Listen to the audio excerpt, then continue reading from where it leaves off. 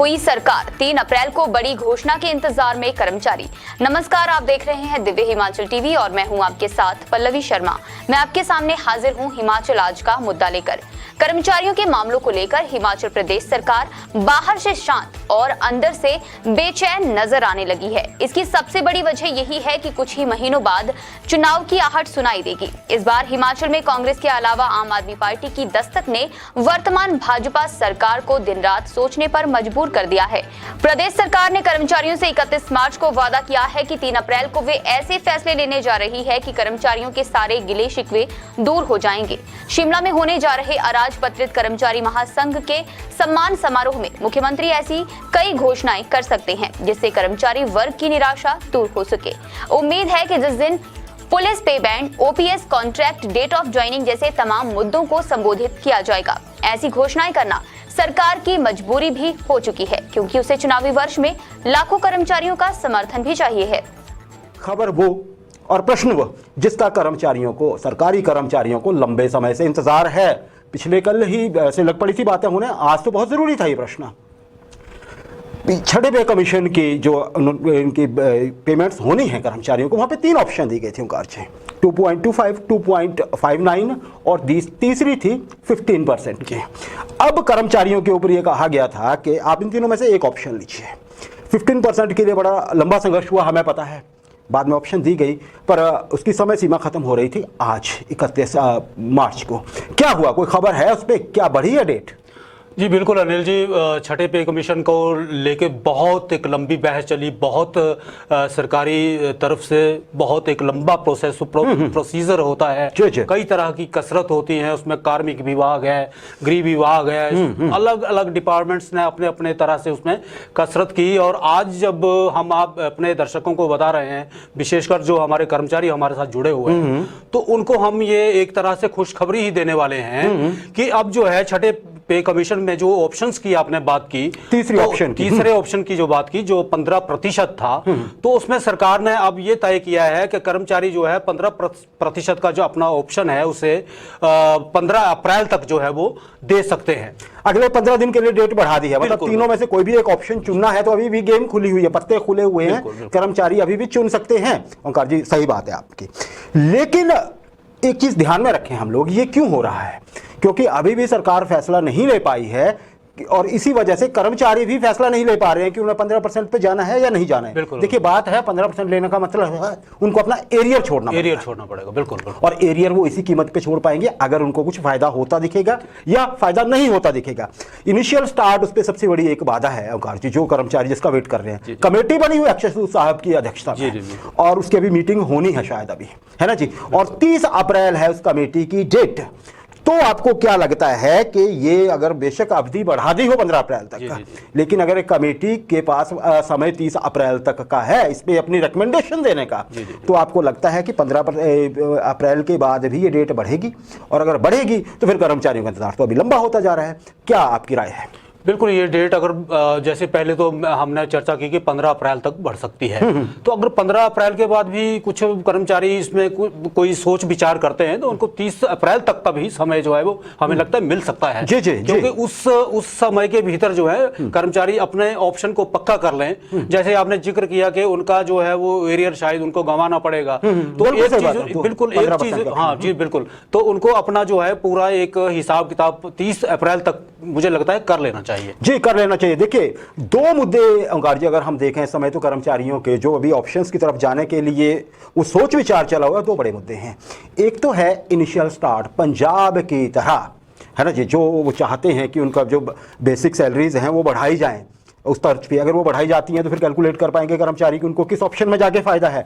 और दूसरा है आपके पास राइडर वाले कर्मचारी भी हैं हमारे पास, आपको पता ही है ना, 2012 के बाद के जितने भी हैं जिनको लाभ नहीं मिल पाया है वो राइडर के नए पे कमीशन के हिसाब से, तो वो भी कैलकुलेट कर रहे हैं, इसलिए इन ऑप्शन की तरफ नहीं जा पा रहे। देखिए इसमें क्या हो रहा है, तनख्वाह ऑब्वियसली नए पे कमीशन के हिसाब से जो मिले, जब आप ऑप्शन पे नहीं जा पाएंगे तो उतना फायदा आपको नहीं मिल रहा है। हालांकि शायद ये एरियर वाइज बाद में ये चीज़ें तो मिल ही जाएंगी, ये पिछले महीनों की जो हैं, लेकिन फिर भी इंतजार लंबा होता जा रहा है। ओंकार जी अभी भी इस पर अभी क्लियर नहीं है कि सरकार क्या दे। इसमें देखिए चीज़ क्या जुड़ी हुई है ओंकार जी, चाहे इनिशियल स्टार्ट की बात है, चाहे है बात आपके राइडर की, इसमें क्या होगा ये राइडर या क्या 2016 से 1 जनवरी से कैलकुलेट होना है, जब से ये या जुलाई का है जनवरी का जो भी है वहां से कैलकुलेट होना है। अगर वैसे होता है तो फिर वहां से हर कर्मचारी की वैसे ही पे कैलकुलेट होगी और उसी हिसाब से उनका बनेगा आपका एरियर कितना बन पाता है। एरियर पे अभी तो वैसे ही कोई डिसीजन नहीं हो पाया, इनिशियल स्टार्ट आ जाती है या फिर आ जाता है आपके राइडर पे फैसला, तो फिर तो ये फाइनेंशियल भी बड़ी ज़्यादा इन्वॉल्वमेंट हो जाएंगी चीज़ों की। तो अब बड़ी बात यह है कि आम कर्मचारी ये नहीं समझ पा रहा है कि अगर कमेटी जिसने ये फैसला लेना है उसके पास अगर डेट 30 अप्रैल की है और सरकार भी ऐसा चाहती है कि उसके हिसाब से कर्मचारी फैसला लें, तो फिर ये 15 क्यों 30 अप्रैल क्यों नहीं हुई? खैर ये बड़ा टेक्निकल क्वेश्चन है, अगले आने वाले दिनों में इनमें कुछ न कुछ निकल के आएगा, हम आपसे जरूर चर्चा करेंगे।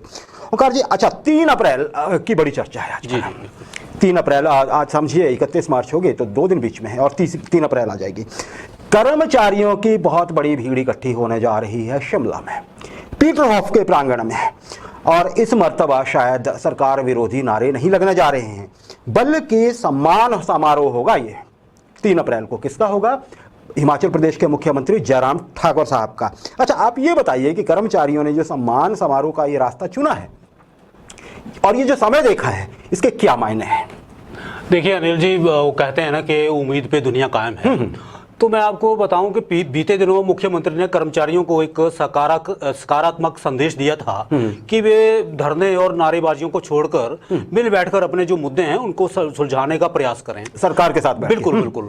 तो अब कर्मचारी संगठन जो हैं इस बात को भी समझ चुके हैं और अनिल जी 3 अप्रैल का दिन एक बड़े अवसर के तौर पर हम इसको देख सकते हैं। यहाँ मुख्यमंत्री के साथ करीब 10,000, जैसे आपने बताया 10,000 कर्मचारी जो है वो शिमला के पीटरहॉफ में शायद मिलने जा रहे हैं। अराजपत्रित कर्मचारी महासंघ उसको प्रांगण में, क्योंकि पीटरहॉफ के अंदर तो इतने अकोमोडेशन नहीं है, बाहर जरूर है खुला सा मैदान जो, तो वहां मिलने जा रहे हैं। तो उसका यही है कि इसको एक सम्मान समारोह के तौर पे देखा जा रहा है। जी जी। तो आपको याद समय क्यों चुना है? समय इसलिए चुना है क्योंकि चुनावी वर्ष है क्या इसलिए? बिल्कुल बिल्कुल, चुनावी वर्ष में सरकार किसी भी मुद्दे को अनसुलझा नहीं छोड़ना चाहती है। जी। ठीक है। तो आपको याद होगा कि 27 नवंबर को जब जेसीसी की बैठक हुई थी तो यहाँ 60 जो है डिमांड रखी गई थी। हाँ, मेन डिमांड 60 थी। आगे हालांकि तो 60 में से मुख्यमंत्री ने 26 मांगों पे उसी वक्त ओके कर दिया था और वो लगभग सुलझ चुकी हैं। तो अब कर्मचारियों को एक बड़ी राहत जो है वो 3 अप्रैल को मिल सकती है और हमें इसे एक राहत वाला दिन भी कह सकते हैं। जी, आपने कहा कि देखिए कर्मचारियों, आपके जवाब में से मैंने 2 चीज़ें ऐसी हैं जो मुझे समझ आई हैं। उसमें एक ये है कि आपने कहा कि मुख्यमंत्री साहब ने या सरकार ने कहा था कि आप टकराव का रास्ता छोड़िए, मिल के बात करते हैं, समस्याएं हल हो जाएंगी। सही है, ये तब का समय है अगर हम ध्यान रखें जब पेंशन पदयात्रा एनपीएस संघ ने शुरू की थी। एनपीएस कर्मचारी देखिए 1.5 लाख के करीब कर्मचारी हैं, मांग क्या है? पुरानी पेंशन की। और उस टाइम पे भी सरकार ने एक कमेटी भी बनाई थी और उनको बुलाया भी था, एक तरह से कमेटी तो बुलाई है, एक तरह से बुलाया था जब पेंशन पदयात्रा शुरू होनी थी बीच में। लेकिन कमेटी की तरफ से जो ये एनपीएस की तरफ से जो कर्मचारी गए थे उनके प्रदेश अध्यक्ष नहीं गए थे, वो नीति भी हो सकती है कोई। उसके बाद शिमला में जो हुआ था ओंकार जी, वो स्क्रम्शिश हुई, साथ में झड़पें हुई, पुलिस के साथ हुई, नारेबाजी हुई बहुत ज़्यादा, और अंत में क्या हुआ? पुलिस ने कर्मचारियों को हटाया रात के अंधेरे में और साथ में हुई एफआईआर। तो शायद आपका कहने का ये अर्थ है कि उससे थोड़ा सीखते हुए, वो तो चलिए एनपीएस, हालांकि एनपीएस कर्मचारी भी हम ना भूलें, ये भी कर्मचारियों का ही एक वर्ग है, उसमें से वो लोग हैं ये कर्मचारियों के वर्ग में से जिनको ओपीएस नहीं मिलती, ओल्ड पेंशन स्कीम नहीं मिलती है। तो अब आपका कहना है कि एक नई एक सोच समझ विकसित हुई है। और ये देखिए इस मीटिंग को जो, इस आयोजन को जो 3 अप्रैल को करवाने जा रहा है जी, ये करवाने जा रहा है हिमाचल प्रदेश अराजपत्रित कर्मचारी महासंघ, है ना जी, अश्विन ठाकुर साहब का, या जिनको के मान्यता प्राप्त है सरकार की ओर से, जिन्होंने की जेसीसी बुलाई थी, बिल्कुल उन्हीं की तरफ से ये बुलाया जा रहा है। तो ये बड़ी बात है कि टकराव के रास्ते से हटते हुए कुछ कंस्ट्रक्टिव होता दिख रहा है। अच्छा, अगर मैं ये पूछूं आपसे ओंकार जी कि सरकारी कर्मचारियों को, शायद सबको तो उम्मीद नहीं है, लेकिन कुछ कर्मचारी हैं जिनको बड़ा अवसर दिख रहा है इसमें कि वो मुख्यमंत्री के सामने कुछ अपनी समस्या रखेंगे और शायद उसको उनकी तरफ से मंजूरी मिल जाए उसको हल करने की। ये कौन से कर्मचारी होंगे ज्यादातर? देखिए, आपने पूछा कि किन कर्मचारियों को इससे ज्यादा फायदा होगा। तो अनिल जी, हम कई बार इस पे चर्चा कर चुके हैं कि जो कर्मचारी राइडर में फंसे हुए हैं, वर्ष 2016 से ही उनका पेंच फंसा हुआ है। जी बिल्कुल सही बात। तो उनको सरकार इस आने वाली 3 अप्रैल को भी शायद एक बहुत बड़ी कितनी बड़ी हो सकती है, राहत की मैं बात कर रहा हूं, तो शायद एक राहत की किरण, राहत की उम्मीद की किरण जो है उनको दिखाई देनी चाहिए, क्योंकि 3 अप्रैल का दिन बहुत बड़ा दिन होने वाला है।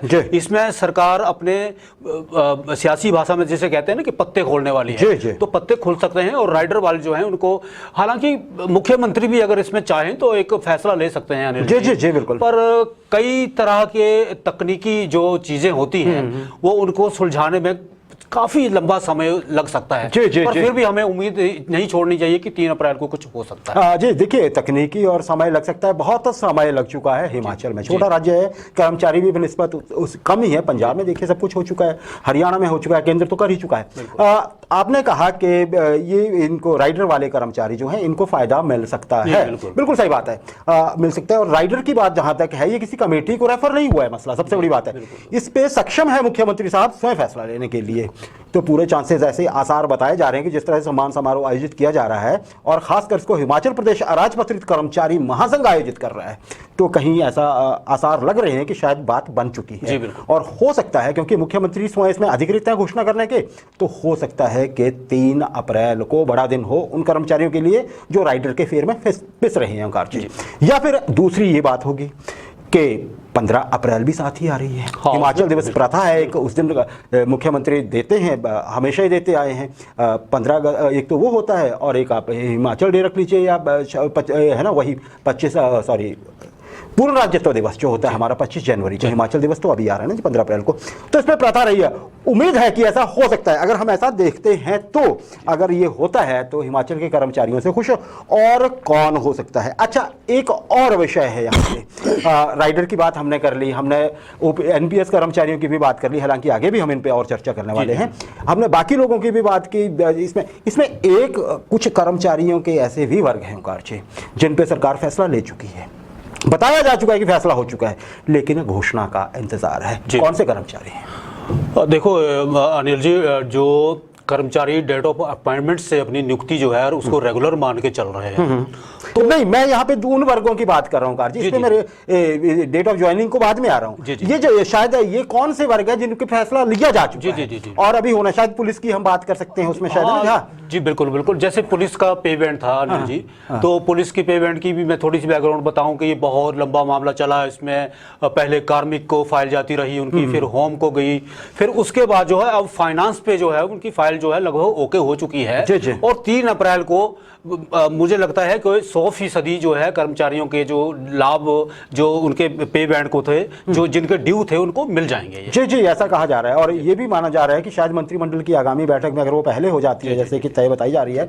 तो शायद उस पर फैसला हो जाए। अदरवाइज फिर वही बड़ी बात है, वही सबकी उम्मीदें कहाँ टिक रही हैं, जाके हिमाचल दिवस के कार्यक्रम पर, सरकारी कार्यक्रम जो होगा उसमें शायद एक, मत भूलें, चुनावी कार्यक्रम है, सॉरी चुनावी वर्ष है हमारा।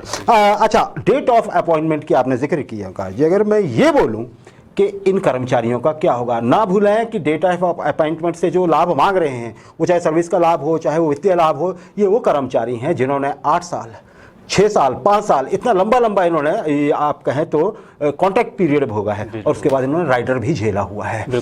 तो ये कर्मचारी अब चाहते हैं कि देखिए, जब तक बहुत इनका इतना लंबा समय 10-10 साल 8-8 साल जो है वो ऐसे चले गए हैं जो रेगुलर सर्विस में गिरे ही नहीं, जबकि उन्होंने इस समय पे वही काम किया जो उनके समकक्ष अन्य पक्के कर्मचारी करते थे। तो उसका लाभ मांग रहे हैं। उसका क्या लगता है आपको? उस पर तो अभी कमेटी भी नहीं बन पाई है, क्या आपको उम्मीद क्या दिखती है? देखिए अनिल जी, जैसे कि आपने जिक्र किया कि कमेटी भी नहीं बन पाई है, और इनकी अपॉइंटमेंट की डेट से ही इनको रेगुलर करने की मांग बहुत जायज़ लगती है। 8 साल 6 साल 5 साल जो भी है इन्होंने अरसा काटा है, और उसको सर्विस पीरियड में गिना भी नहीं जाता है।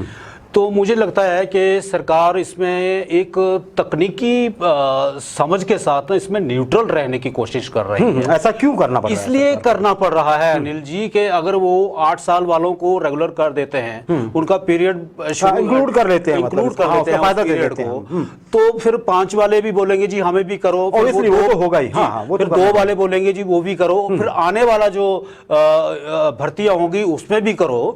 तो मतलब एक तकनीकी उसमें फंसा हुआ है। अगर किसी को उसमें लाभ नहीं मिलता है अनिल जी, तो वो मुझे लगता है कहीं ना कहीं वो कोर्ट का दरवाजा भी खटखटा सकता है। बात सही है जी, एक लाभ देंगे आप तो ये सरकार को भी लगता है कि फिर वो तो व्यक्ति कोर्ट जाएंगे ही जाएंगे। तो सरकार इसमें शायद न्यूट्रल रहने की इसलिए कोशिश कर रही है, या by the way out of the way कोई इस तरह का कोई वन टाइम सेटलमेंट कर ली जाए, जी, कुछ ऐसा कहा जाए। हाँ, सरकार अगर इस तरह के कोई समझ बैठाए तो ये रास्ता निकल सकता है। हाँ, शायद इस पे मतलब ये आपका कहना है कि ऐसा एक तरीका हो सकता है, अगर कर्मचारी संगठन एक राय बनाकर इस तरह सरकार से कोई राबिता कायम करते हैं तो एक ऐसी संभावना भी तलाशी जा सकती है। लेकिन ये हम जरूर कहेंगे कि ये मामला बहुत बहुत जेन्युइन है, ये बिल्कुल ऐसा लगता है। देखिए 10-10 साल जिन लोगों ने दिए हैं, अब तो 2 साल में भी रेगुलर होने जा रहे हैं जी, हो गए पिछली बार कर्मचारी 2 साल की सर्विस के बाद, तो शायद ये भी एक मुद्दा बनता है। लास्ट में मैं बात करूंगा सेगमेंट के आपके एनपीएस कर्मचारियों की, ओपीएस को लेके संघर्ष। देखिए अभी कुछ दिन हो गए, मोमबत्ती जब इन्होंने एक तरह से जलाई थी और न्याय मांगा था,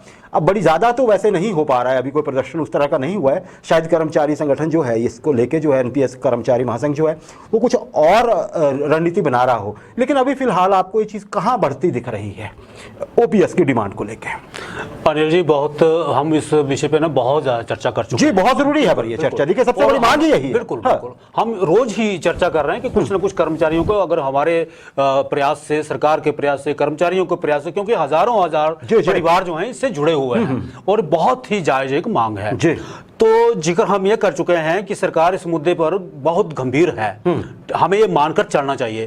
मगर केंद्रीय नियमों के आगे शायद कोई कदम उठाने में कोई दिक्कतें अगर सरकार को आ रही हैं तो उनका जिक्र भी हम करते रहे हैं। तो बीच में ये पता चला था कि सरकार ने इसके लिए एक कमेटी का गठन जो है वो किया हुआ है। तो कमेटी का गठन करके वो कमेटी फिर केंद्र सरकार के साथ जो है किस तरह का राब्ता कायम कर रही है, क्या आउटपुट आता है, उसका क्या होना है, तो अब कमेटी क्या आउटपुट आएगा उसके बाद हम बहुत कुछ उस पर निर्भर करता है। तो कुल मिलाकर देखें तो चुनावी समर में उतरने जा रही इस सरकार को जो है इसे और भी संजीदगी से देखना चाहिए। जी, देखना चाहिए। देखिए यहाँ पे एक बात बड़ी ध्यान रखने की है, बात हम कर्मचारियों की कर रहे हैं, और कर्मचारी कितने हैं? 1.5 लाख कर्मचारी, और उसके बाद सरकार या अन्य बोर्ड निगमों में आने वाला हर कर्मचारी जो अभी आने वाला है, अगर ओपीएस का फैसला नहीं होता है तो एनपीएस का साइज कितना बड़ा होता जा रहा है। और सबसे बड़ी बात क्या है, ये सबसे बड़ा मुद्दा भी है, बहुत संवेदनशील मसला भी है। बात हो रही है उस बुढ़ापे की जब कर्मचारी जो एनपीएस के अंडर आते हैं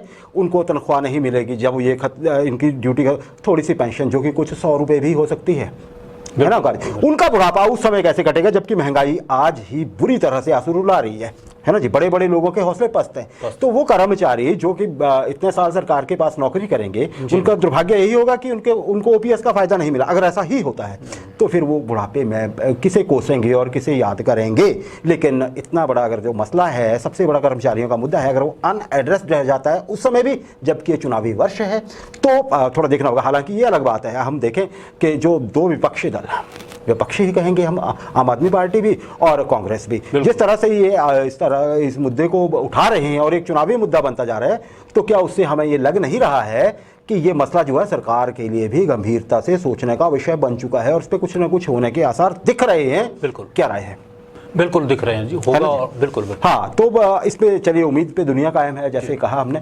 आगे इस पे देखते हैं कि क्या होता है, और हम रोज जैसे आपने भी कहा ओंकार जी कि हम इस मसले को रोज उठाते रहें, क्योंकि मसला ही सबसे बड़ा है। ये कहिए कि कर्मचारियों का मसला ही एक है, बाकी तो टेक्निकल चीज़ें हैं वो होती ही रहेंगी।